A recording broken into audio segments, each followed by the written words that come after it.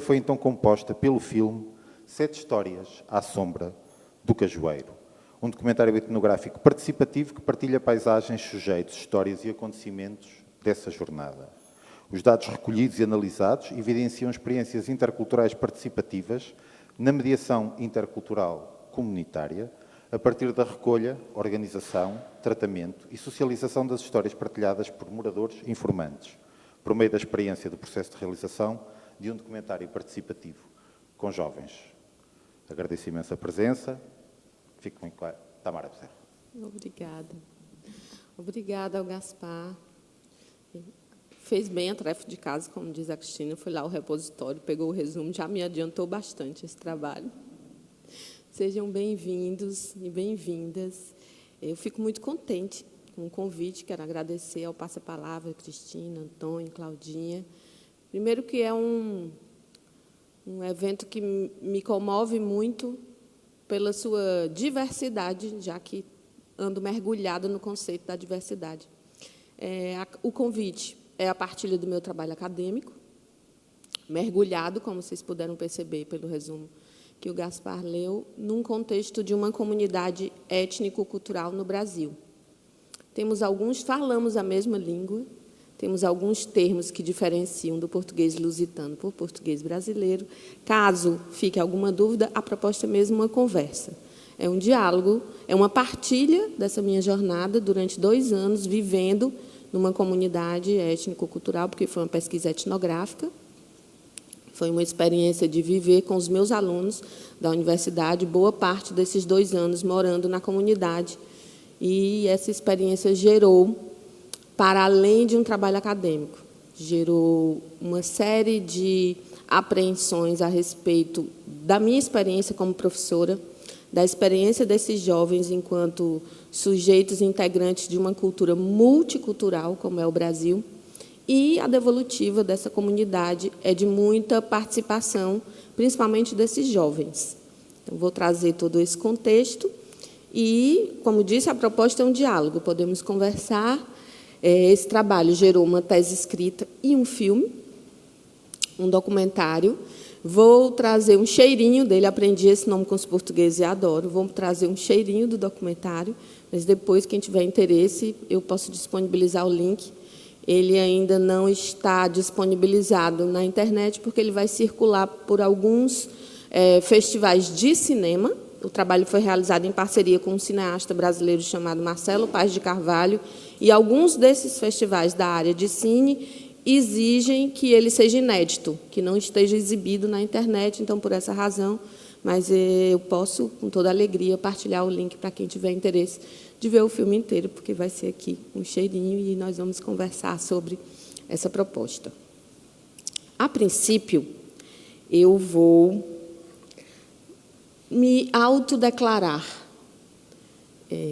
O trabalho com uma comunidade étnico-cultural do Brasil, por questões antropológicas, sociológicas e agora políticas, ela é uma comunidade que se autodeclara quilombola. E vou chegar ao termo para contextualizar e vocês compreenderem melhor. Então, quero começar me autodeclarando. Como Gaspar disse, meu nome é Tâmara. Eu sou artista por vocação, sou educadora por formação, sou mãe do Júlio e da Cecília por bondade do universo e sou uma mulher do Nordeste do Brasil, sou uma mulher nordestina por muita sorte. E vivo deste lado do mar, onde sou muito bem acolhida, mas podem perceber pelo meu acento, que falo cantando, porque no estado brasileiro onde vivo, é quase como o professor Evelio disse, você já nasce como um músico em estado puro. Me senti contemplada. E uma complicação para uma orientadora acadêmica fazer um trabalho de orientação e botar um artista no trilho do trem. Dei um pouquinho de trabalho para ela, porque dizem que os artistas são seres indomáveis, não é? Mas ela conseguiu, conseguimos juntas, estabelecemos, além de tudo, uma relação muito fraterna. E ela permitiu-me escrever, não um texto teórico, ela chamou de teórico poético, o que eu gostei imenso. O trabalho, como o Gaspar diz, está no repositório, ele é um trabalho bem extenso, fiquem inteiramente à vontade para ler só bocados dele. Ele tem aquela parte chata que a academia não precisa saber, se tem algum acadêmico aqui, me desculpe, de análise de dados e tudo, mas, segundo ela, tem uma parte poética que é a que eu mais gosto. E aí ela deixou-me introduzir textos poéticos, deixou-me diversas falas também da poesia, que é narrada em Ubaranas. A comunidade chama Ubaranas. Ubaranas é um nome de um peixe que transita, até o peixe é intercultural, porque é um peixe, Ubaranas é um peixe que ele gosta dos lugares onde a água nem é doce, nem é salobra, ele nem é salgada do mar, ele vive nos córregos próximo ao mar. Ou seja, ele se adapta em qualquer lugar, e esse lugar, a comunidade, é no litoral do Ceará, no Brasil, no estado brasileiro do Ceará, e ela é cortada de córregos. E esse peixe vive nesses córregos, então chama Ubaranas. Essa voz desse trabalho não é uma voz uníssona, não é só a minha voz, tem muitas vozes, e eu trouxe algumas imagens de todas essas vozes aí. Dona Isabel, Dona Laide, que é a rezadeira da comunidade, Dona Ana, que é a líder comunitária, Dona Terezinha, que faz as melhores comidas, que alguém já pode comer, seu Dedé, que é líder comunitário, Dona Madalena é a única dos velhos que sabe ler e escrever, da geração mais antiga. Quando chegamos à comunidade, ela tinha muitos cadernos, verdadeiros registros antropológicos do início do processo dessa comunidade viver separada dos antigos donos da terra. Vou explicar esse contexto político. E Dona Madalena, que está ali com seus cadernos na mão, e trabalhávamos muito juntas. Essa árvore é em frente à sua casa, e era o nosso escritório, e a gente trabalhava muito juntos, porque tudo que eu recolhia, eu ia lá e a gente conferia com os cadernos, e ela ampliava muito mais de tudo que era pesquisado. Então, dentro desse trabalho, tem muito também a escrita da Dona Madalena, que me ajudou imensamente. Ela foi uma espécie de co-orientadora do meu trabalho. Essa é Dona Catarina, a maior memória de um grande volume de histórias. Sempre que ia à sua casa, ela sabia mais e mais e mais histórias, muitas, muitas mais. Seu Manuel. Dona Dora é a anciã da comunidade, é a parteira. Todos os jovens e crianças nasceram sobre o seu auxílio, então todos eles têm uma reverência muito forte com ela, nós também. E esse é o seu Pelé. Todos vivem da agricultura, do extrato do caju, e são artesãos de palha. Homens e mulheres trabalham na lavoura, e, em especial, as mulheres, me desculpem os homens, mas as mulheres sempre têm mais de uma função lá também. Elas, além de trabalharem na agricultura e nas casas, elas também são artesãs e produzem artefatos de palha. Então, é uma comunidade onde a palha e a palavra é matéria de encanto. E o meu trabalho começa com o seguinte texto. No princípio era o Verbo, e 7 dias se passaram até o Criador concluir este mundo que tem 7 maravilhas. 7 são os dias da semana, 7 filhas tem o ogro e 7 vidas tem um gato. 7 foram os pequenos mineiros que acolheram Branca de Neve. 7 foram os cabritinhos atormentados pelo lobo. As notas musicais são 7, a maioria dos monstros tem 7 cabeças.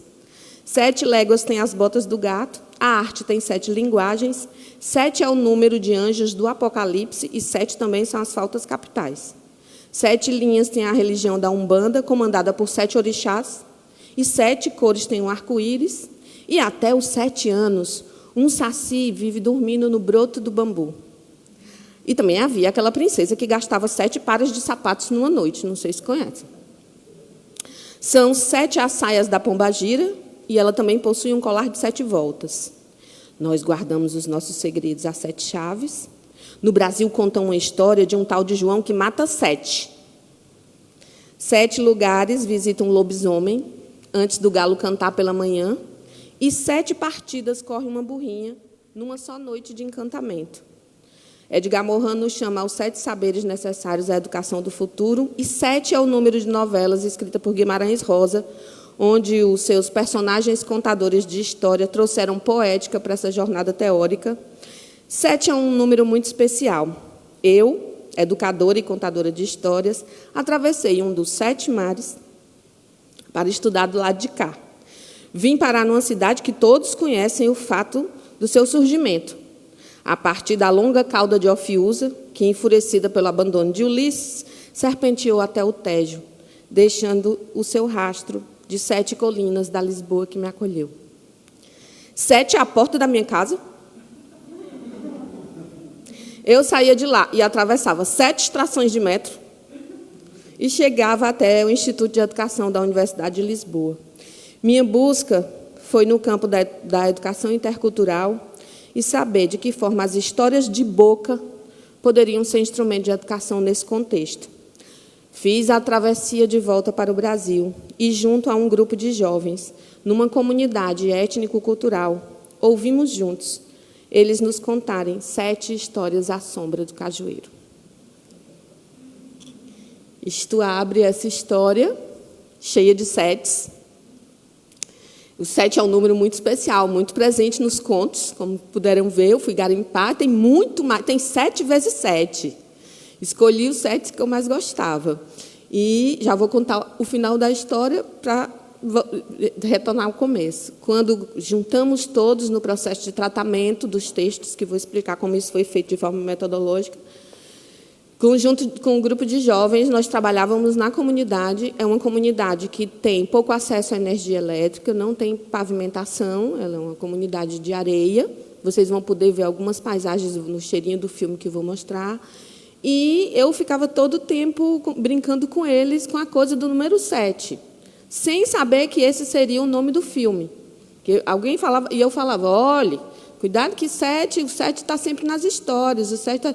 Gente, eu juro para vocês, não é história de contador de histórias. Quando juntamos os contos e tratamos, nós escolhemos que iriam os contos que estavam na sua inteireza, porque quando você ouve um narrador natural, principalmente eram os mais velhos, às vezes eles lembravam trechos dos contos, às vezes eles lembravam o final, às vezes eles lembravam uma parte, e foi feita uma escolha coletiva de que iriam para a publicação os contos que estivessem inteiros aprovados pelos moradores. Então, isso era muito conto, muito pedaço de conto, muito áudio. Nós temos 96 horas de filmagem para ser transformada em 30 minutos de filme. E nós temos 2.300 horas de áudio para ser para ser transcrito e depois transcriado. Vou explicar esse processo. E quando estávamos lá, nós vivíamos numa das casas, na casa de seu Pelé. Quando fomos para a comunidade, a princípio, cada um ficava na casa de um dos moradores, e o seu Pelé, nesse ínterim, ficou viúvo, ficou muito triste e não gostava de ficar a casa sozinho, e foi morar com a sua filha.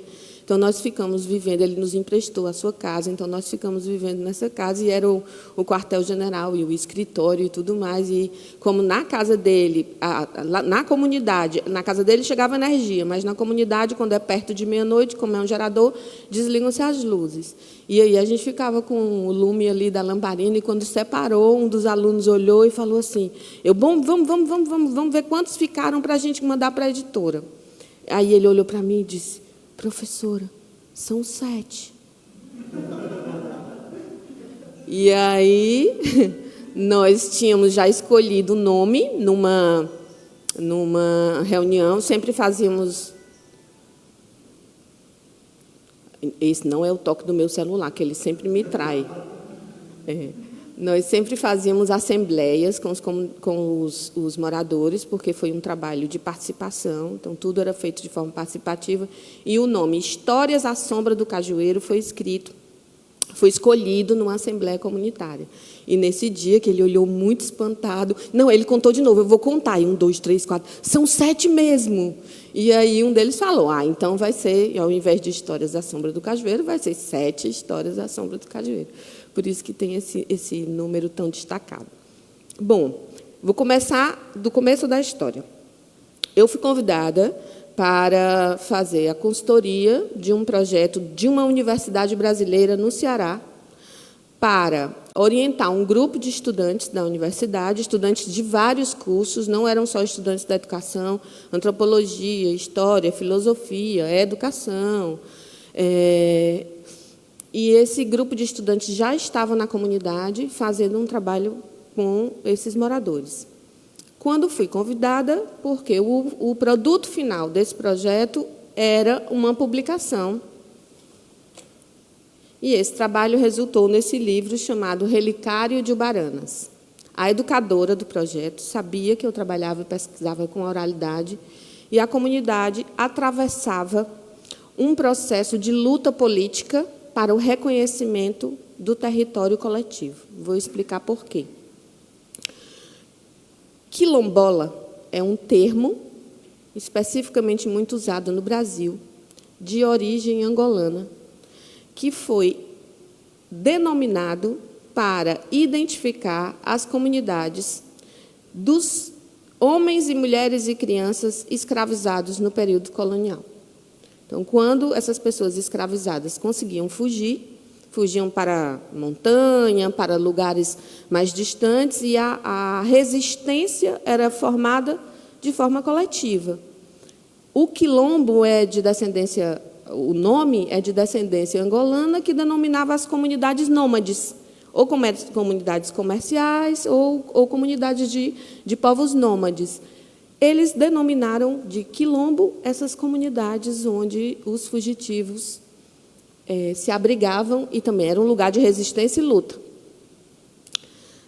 Depois dos 300 anos de escravização, essas pessoas, muitas delas, continuaram vivendo nessas mesmas localidades. E agora, pela lei brasileira, o reconhecimento dessas pessoas é denominado de remanescentes de quilombos ou quilombolas. Percebe-se? Essas comunidades, geralmente, ficaram ou nos seus lugares de fuga, em lugares dentro do mato, ou lugares mais afastados, ou nas antigas fazendas que faliram depois da perda da mão de obra explorada. Muitas dessas fazendas foram abandonadas, mas essas pessoas ficaram morando nesses lugares. E há todo um contexto político que, durante 15 anos, no governo socialista brasileiro, essas terras começaram a ser reconhecidas como um território coletivo. Era uma política de reparação do Brasil para que essas pessoas pudessem ter direito ao uso coletivo da terra.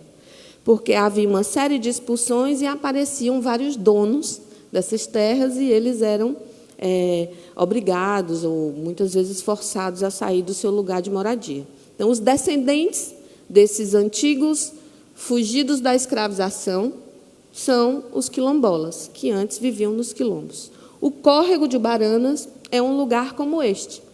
Por essa razão, a maioria dos seus moradores tem a pele negra ou preta e atravessa todas as questões étnico-culturais muito fortes no Brasil. A comunidade reuniu-se, entrou com um processo, é um longo processo para o reconhecimento de um território quilombola, passa por uma série de aprovações, e há um instituto brasileiro chamado Instituto Palmares, que reconhece e faz uma pesquisa antropológica. Porém, como não há registro escrito, os relatos orais são documentos dos antigos moradores, a topologia do lugar.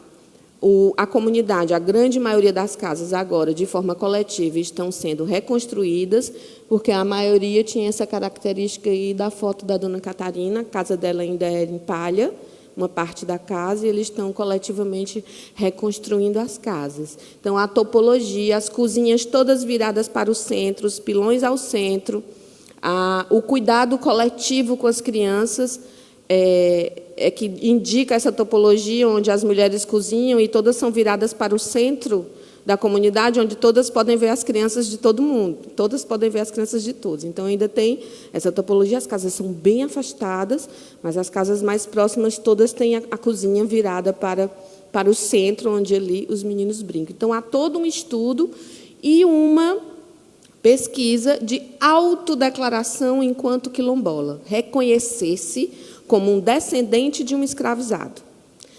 Quando cheguei à comunidade, a ideia da universidade era um registro das diversas manifestações culturais orais, rezas, culinária, manejos da terra, o trabalho de construção dos instrumentos de manejo da terra, tudo isso estava em registro oral.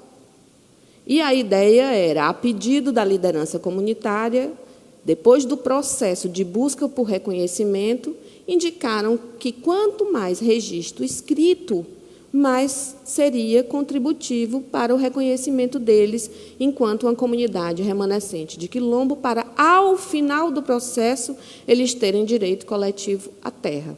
Então, a universidade, através da extensão, resolveu fazer esse trabalho na comunidade e eles solicitaram esse registro. A professora Cristina Soares, que foi a coordenadora do projeto, então conseguiu verba, porque era ainda no governo socialista do Brasil, e ela conseguiu verba para financiamento desta publicação, que chama Relicário de Baranas. Essa é da Biblioteca de Oeiras.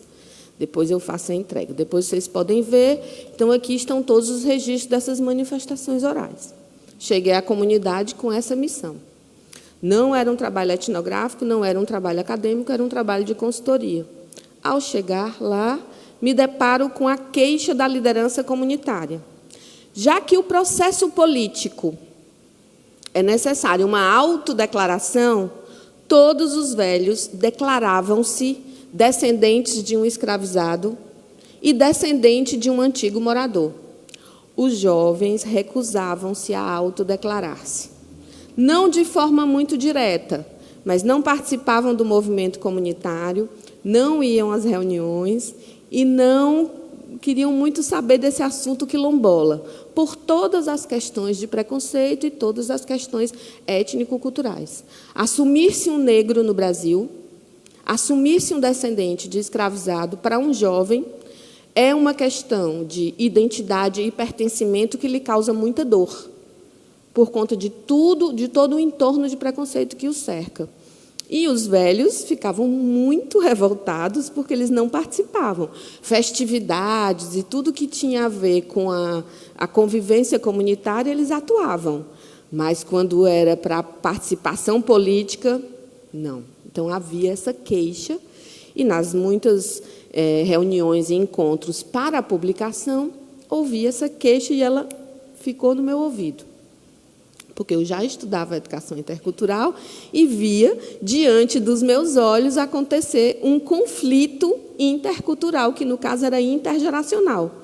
Os velhos numa luta dura, os adultos numa luta dura, numa luta política, sem advogados, que requer muita coragem e muita força e muita busca, e os jovens não compreendiam aquilo como um lugar de importância, pelo seu lugar de jovem e por banho de toda uma série de preconceitos. Eu fiz o meu trabalho, recolhi. A questão, gente, é que quando íamos para as reuniões para recolher rezas, receitas, tudo que vinha de oralidade, as histórias caíam das árvores. Era impressionante, uma antologia de contos, lendas, mitos. A partir daí, conversei com a minha orientadora, que não podia vir ao Instituto, porque estava a fazer esse trabalho no Brasil, e eu tinha uma outra ideia de pesquisa, e ela, como? Você vai pesquisar isso? E foi assim que mudei e resolvi ficar no Quilombo. Consegui um financiamento do governo brasileiro, mas o seu Jair Bolsonaro cortou, e depois do final tive que contar com a ajuda de muitos colaboradores, e fui começar a pesquisar especificamente os contos.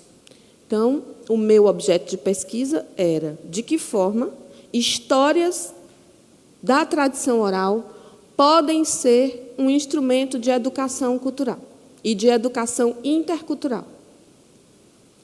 Comecei a fazer a recolha das histórias a partir da metodologia de 2 museus. Um museu brasileiro chamado Museu da Pessoa, e suas publicações de orientações de valorização do patrimônio cultural e material, e o Museu Memória Mídia Português, já que estávamos com um trabalho que fala português duas vezes. Então, tinha esses dois museus. Foi a partir do trabalho desses dois museus de valorização do patrimônio que usei o campo metodológico de ambos para fazer as recolhas. Outro grande desafio, agora para mim, eu tinha 2 grupos de jovens. Jovens da comunidade, jovens quilombolas, que não estavam querendo muito saber desse negócio de pesquisar e de luta política. E eu tinha um grupo de jovens universitários que agora estavam sob a minha orientação como professora, que já estavam na comunidade a pesquisar, cada um uma área, e quando ouviram falar dessa coisa de ouvir histórias, foi uma resistência muito grande. Porque, a princípio, eles afirmavam, como? Eu nem sou da educação, eu sou da antropologia, o que é que eu vou escutar história? Não, e como? Eu estou pesquisando, é patrimônio, como é que história é só o povo da educação para contar para os miúdos?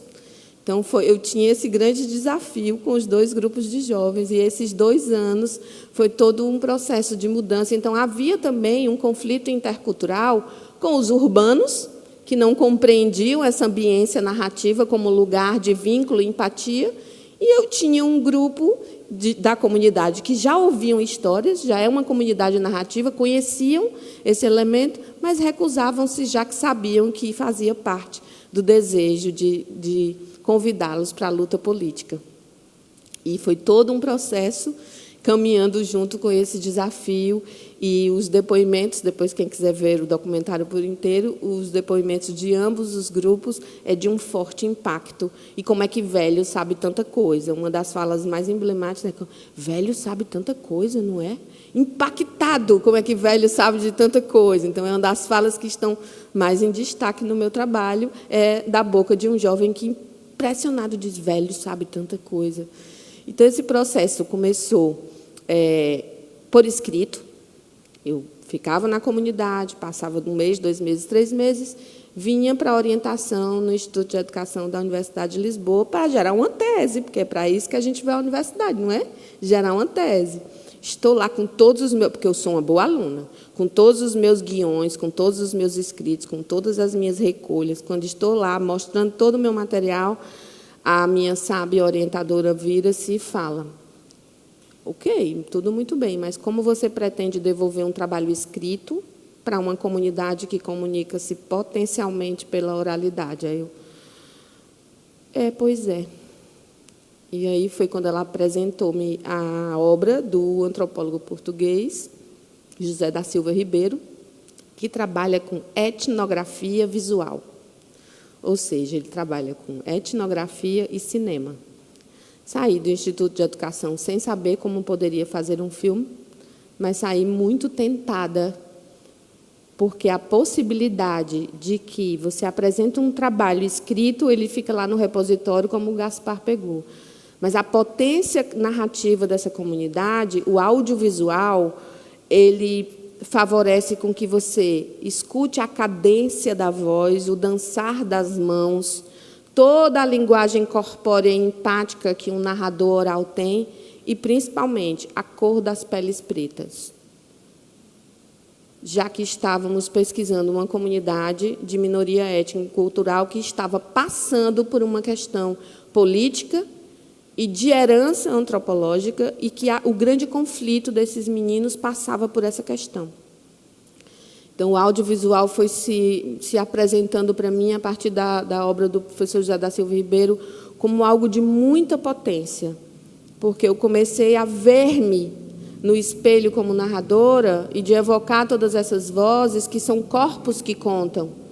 Nós não somos só uma voz, nós contamos com o corpo inteiro. E, para além disso, o audiovisual traz toda a ambiência do território e lhe confronta com todo o contexto que passa também pela convivência e pela ambiência da escuta. Não é uma voz isolada num gravador. Passa por todo esse conjunto que é etéreo e, ao mesmo tempo, é imagético e é extremamente empático. Então, ver o narrador, presenciar essa ambiência e esse território, e essa convivência dessas gerações entremeados por uma série de histórias, foi o que sustentou potencialmente o trabalho. E foi possível devolver para essa comunidade tudo que foi pensado e feito e produzido durante esses 2 anos que estivemos trabalhando lá. Eu vou pedir para o Gaspar mostrar um trechinho do filme e, logo após, é bem rapidinho, para vocês terem uma ideia, e após isso eu posso apresentar como foi o processo especificamente de trabalho com os textos orais e como foi que eles foram gerados, tanto para a publicação como para justificar o trabalho acadêmico e o objeto de pesquisa. Mas também podem fazer perguntas e eu vou ficar muito contente se eu puder e conseguir responder.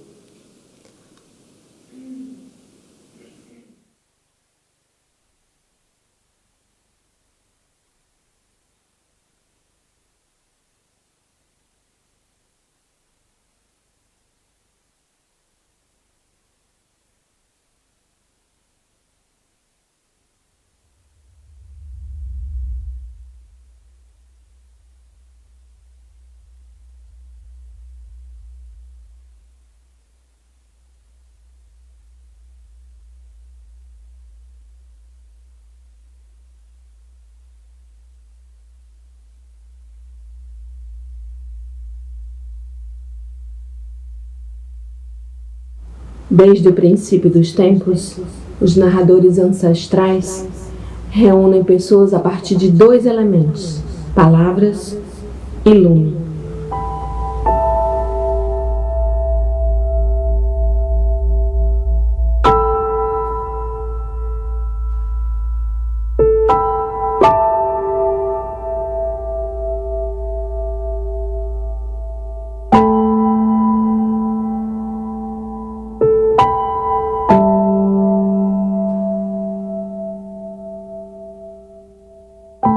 Cuidadosamente, as mãos dela estão dando vida a uma nova esteira. O ato de narrar vem da mesma habilidade ancestral do trançar da palha. A palha e a palavra são matérias de encanto. Nas comunidades narrativas, as palavras existem naturais e vivas como a palha. O narrador junta os fios em suas mãos, separa, entrelaça e da trança faz surgir a esteira para o corpo deitar e ver o céu. Quando me dedico a observar o movimento do narrador oral das mais diversas culturas, encontro nitidamente 3 ramos: a busca, o preparo e a partilha. 3 partes de um trançar etéreo que modela o momento estético e faz surgir um novo mundo ao redor do ouvinte. Há milênios, os narradores enlaçam memórias a partir de 3 unidades. Era uma vez, como os ramos da trança: palha, palavra, esteira, história.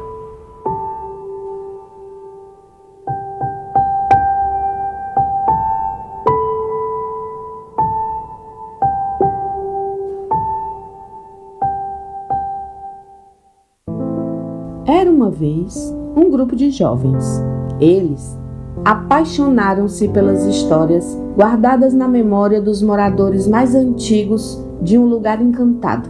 As pessoas de lá vivem dentro do desenho de uma longa cerca feita de estacas cortadas exatamente na mesma altura. A cerca percorre todo o território, limitando o espaço de casas e ruas de areia. Parece mais uma linha de madeira que junta a vida de famílias tão diversas e tão semelhantes. Homens, mulheres e crianças, a maioria de pele negra, vivendo em casas parecidas, com suas cozinhas abertas ao terreiro e panelas fumegando a quem chegar. A cerca costura as identidades, alinhava a existência das pessoas àquela terra e a uma ancestralidade comum. A história delas começou há muito tempo, quando atravessaram o grande oceano à revelia. Sem bagagem física, as riquezas estavam no próprio corpo cultural e, sobretudo, na memória. e estão vivas até os dias de hoje, no legado imaterial dos moradores desse lugar. Uma antologia de contos, mitos, lendas e várias outras histórias foram transmitidas de coração para coração, até chegar nos jovens de hoje. Foi lá que eles ouviram sobre um lobisomem que aparece nas encruzilhadas em noites de quinta-feira, sobre a história de uma mulher muito feia que se transformava em cobra e uma outra que se transformava em burrinha. Ouviram até do surgimento de um homem misterioso que deixava rastros pelos caminhos. Todos que lá vivem conhecem e contam da existência de uma bola de fogo que atravessa o céu no meio da escuridão, o temível Batatão. A receita para confrontar esses mal-assombros é muito simples. Basta fazer uma cruz, com galhos, com os dedos, com um risco no chão ou com o próprio corpo, pulando por cima da cerca. O difícil é tomar qualquer atitude na hora do medo. O sujeito também pode rezar uma reza de trás para frente. Outra complexa missão para quem está diante do espanto. Dizem que um homem que viveu nesse mesmo lugar chegou ao portão de entrada do submundo. Tudo porque constantemente chamava por aquele que não se deve pronunciar o nome. O povo de lá também conta a saga de uma mulher, um ser antropomorfo que conseguia ampliar o tamanho do próprio pescoço para alcançar o que queria. Eles ouviram tudo isso embaixo de pés de caju. Narrar e ouvir é uma comunhão de almas. Nunca mais sairão do universo das histórias desse lugar encantado. Estão todos dentro da cerca, com os corações alinhavados a essa terra que os ritos da palavra faz ainda mais bela e mais forte. Eles são um grupo de jovens que agora percorre as paisagens dessas velhas histórias. Assim, a palavra que eu posso dizer desse processo todo realmente foi a troca. Enriquecimento, né? A gente teve a grande sorte de se descobrir também. E graças a toda uma equipe de pessoas que chegaram, que enriqueceram. Acho que é a palavra enriquecimento e troca. Alô e ação. Então, quando a pesquisadora me chamou para conversar, ela tinha uma proposta de fazer um filme, na verdade um mergulho muito etnográfico no quilombo Córrego de Ubaranas, em Aracati. E obviamente que eu imediatamente me apaixonei pela ideia. E claro que topei, né? Acho que tinha muito a minha cara, assim, desse mergulho. De conhecer essas histórias, né? Então a proposta era conhecer as histórias dos antepassados, que eram passados de geração a geração. E aí tudo isso aliado a um projeto que já acontecia, já tinha bastante tempo, que era um projeto de extensão da Universidade Federal do Ceará. Os alunos do chamado LESC, que já vinham já há alguns anos, na verdade, provocando essa reflexão dentro da própria comunidade e captando essas histórias, né? E isso já estava sendo gerado um livro sobre isso, né? Sobre essas histórias. Então já era um processo em andamento em que eu entraria com um novo produto audiovisual. E a própria pesquisadora também se apaixonando por esse projeto, ela própria sendo uma contadora de histórias, trouxe isso para um projeto acadêmico dela. E no primeiro dia que as histórias apareceram, foi assim um encanto, né? E aí as crianças, os adolescentes e os idosos também se aproximando, né? Eu costumo dizer, assim, como professora, né? Com os alunos, com os programas, com os projetos, eu ensino, mas eu aprendo bastante. Graças a Deus foi onde eu fui, que foi memória. Pensa que eu estava aqui, ela dizendo e eu escrevendo no papel, não. Só prestando atenção e ela dizia a palavra e eu dizia, aí fui prestando atenção quando ela saía, aí eu ia pensar e ia dizendo essa palavra.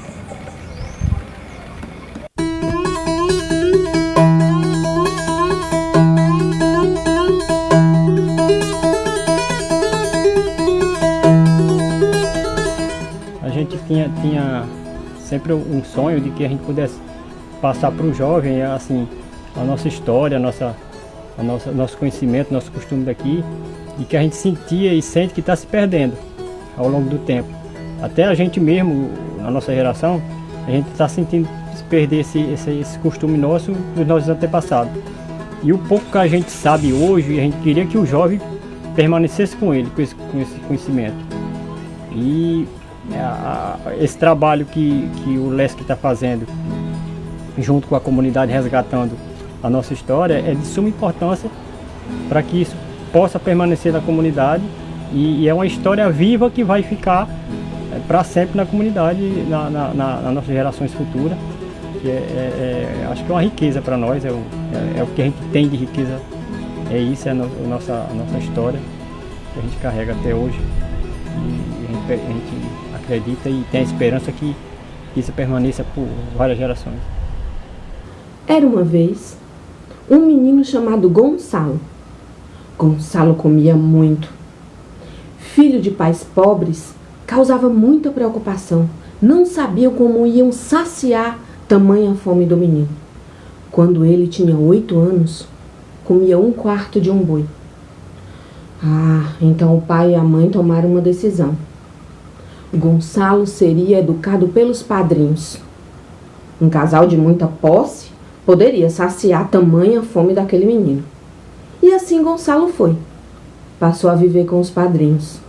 Aos 14 anos, comia metade de um boi. Aos 18, um boi inteiro. Então, o padrinho chegou para ele e disse: "Meu afilhado, terá que ganhar o mundo e procurar ganhar sua própria vida.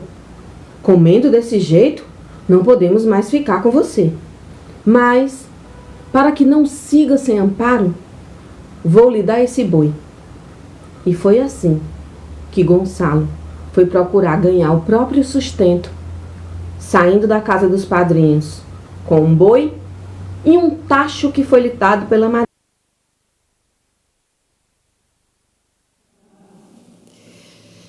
Bom, vocês puderam ver um cheirinho do filme.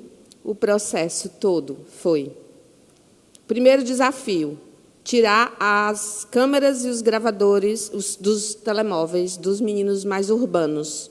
Na comunidade não tem acesso à rede de internet, mas se a ideia era recolher histórias, eles já queriam chegar, era feito por visitas domiciliares, fizemos uma grande assembleia com os moradores, explicamos o processo, pedimos autorização, perguntamos da concordância e começaram as visitas domiciliares.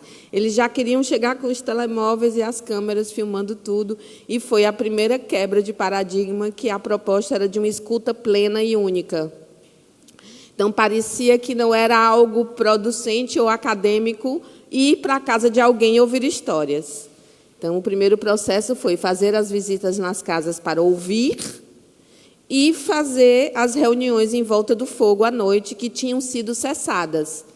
Eles tinham o costume de, na debulha do feijão, contarem histórias. Quando os primeiros postes de energia começaram a passar nas casas, eles pararam de... Cada um ficou na debulha solitária na própria casa. Eles diziam que sentiam muita falta, e eram nesses momentos que contavam histórias.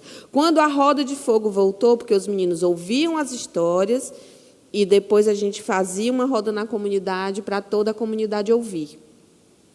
E esse processo começou a atrair os jovens moradores que, a princípio, se recusavam a ir. E eles foram, devagarinho, aproximando-se das rodas, e primeiro ouvindo as histórias, e depois concordaram em visitar as casas. E parecia improducente só ouvir.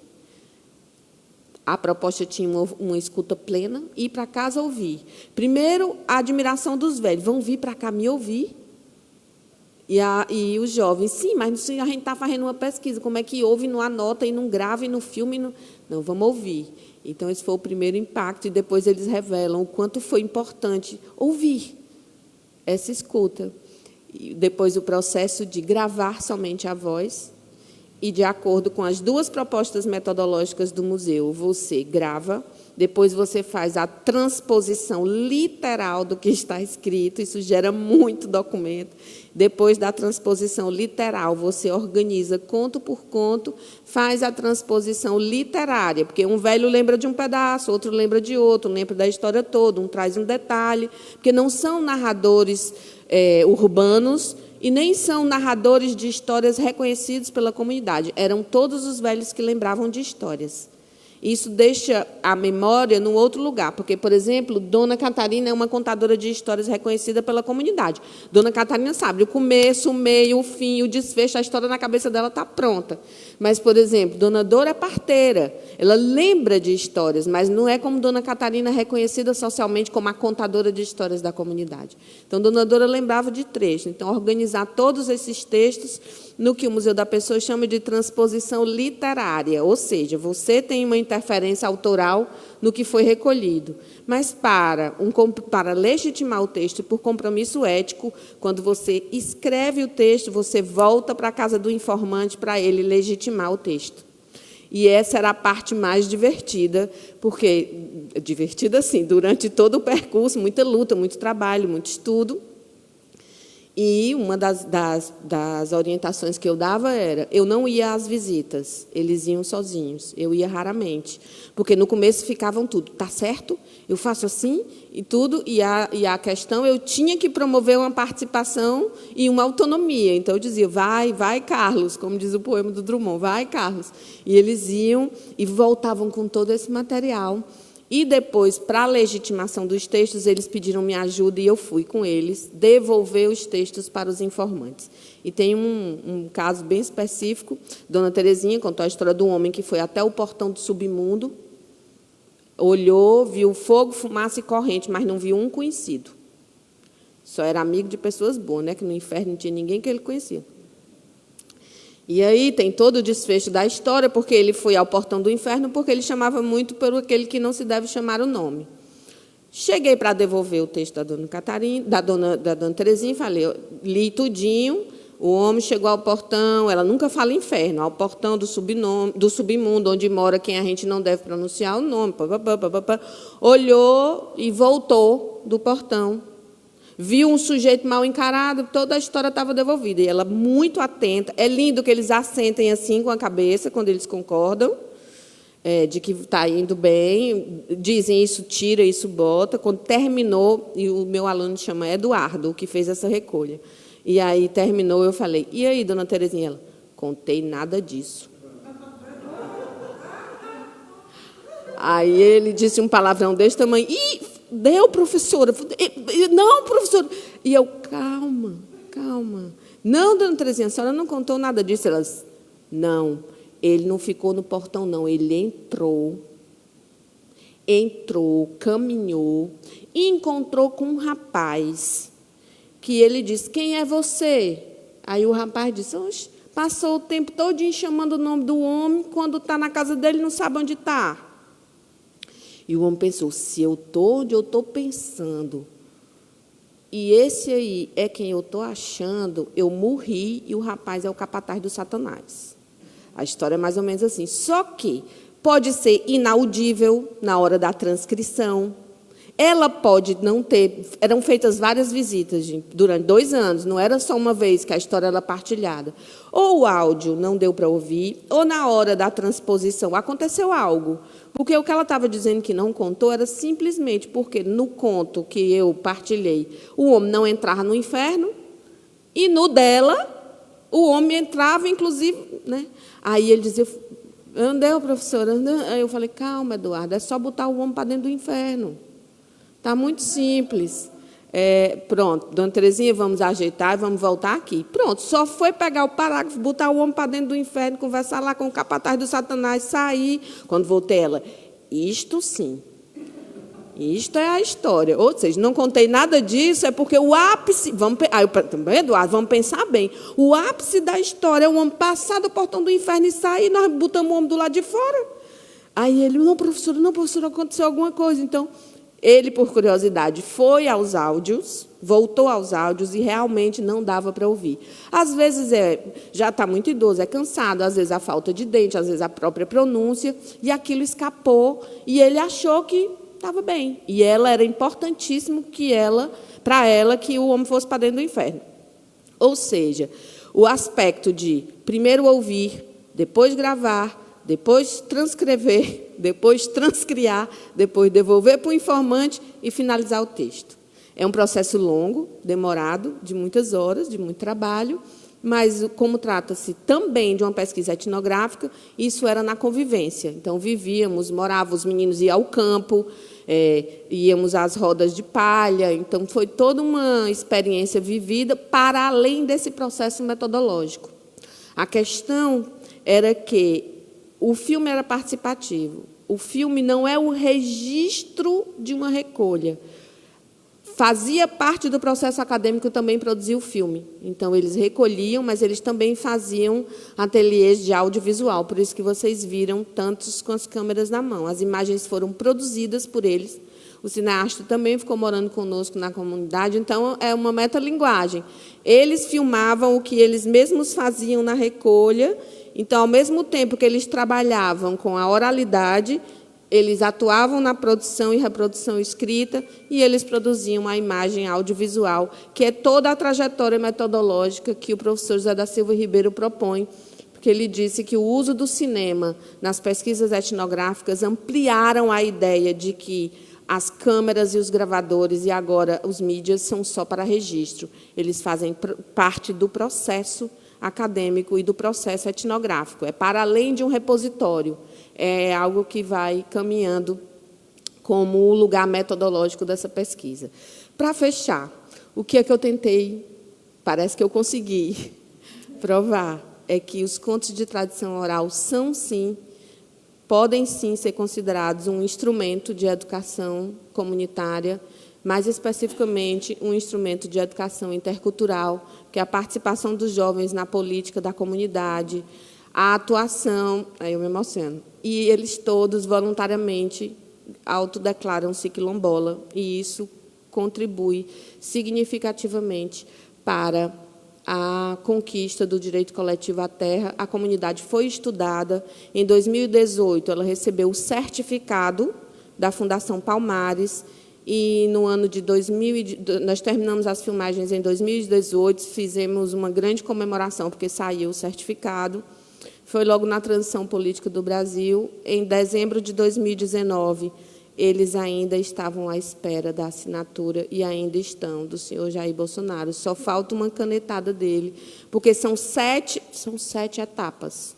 O processo de reconhecimento da terra, eles ficaram barrados na sexta, porque o presidente não assina o decreto presidencial. O filme já foi enviado para a Fundação Palmares, e a gente acredita que esse processo todo, mas, principalmente, os jovens agora vão para as reuniões, vão para as assembleias de jovens quilombolas e participam, movidos pelo encantamento da cultura imaterial da comunidade. Então, esses 2 anos transitaram para um encontro geracional, para a contribuição da salvaguarda do patrimônio imaterial. Não foi um resgate, porque as histórias não estavam presas, elas não estavam cativas, elas continuam naturalmente vivas como a palha dos coqueiros de Ubaranas. No final de dezembro de 2019, eu fui ao Brasil e nós fizemos uma exibição, contei isso para a Cristina. Debaixo de um mar de coqueiros, estendeu-se uma tela de cinema singular e a comunidade inteira foi ao cinema. Então, antes da minha defesa acadêmica, eu tive a verdadeira defesa, que foi a legitimação do filme pela comunidade. E fica mais um documento para o processo de luta quilombola. O mais importante que eu considero dessa minha jornada é, para além de ter desenvolvido uma tese, é ter vivido a experiência de uma comunidade naturalmente narrativa. Das melhores comidas que eu já comi na minha vida, que eu adoro comer, casas e corações e cozinhas abertas, e, principalmente, uma antologia aberta aos jovens, que o que falou ali, seu Dedé, o líder da comunidade, em nenhum momento, eles são tão éticos que em nenhum momento eles me pediram, vamos usar o filme para a gente tentar a assinatura? A preocupação deles era a preservação patrimonial, porque os jovens não sabiam que havia tantas histórias. E sabiam só das suas casas, cada um ouvia de sua avó, do seu ancestral, mas que há uma ambiência narrativa coletiva, eles participaram nesse momento dessa experiência. Então, é isso. Eu agradeço muito o convite, a partilha, até estar no repositório, posso partilhar o filme inteiro e...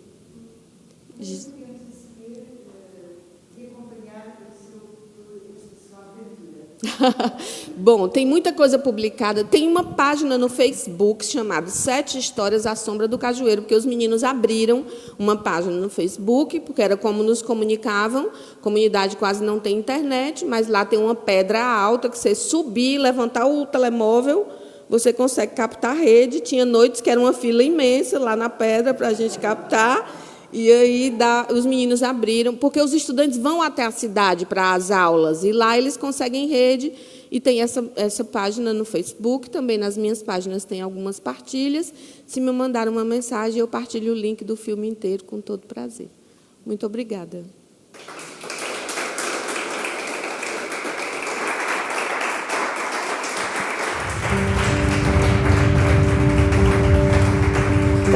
Agradecer então à Tâmara o trabalho extraordinário. Eu consegui ver isto facilmente a ser replicado em muitas comunidades aqui em Portugal e até aqui em Oeiras.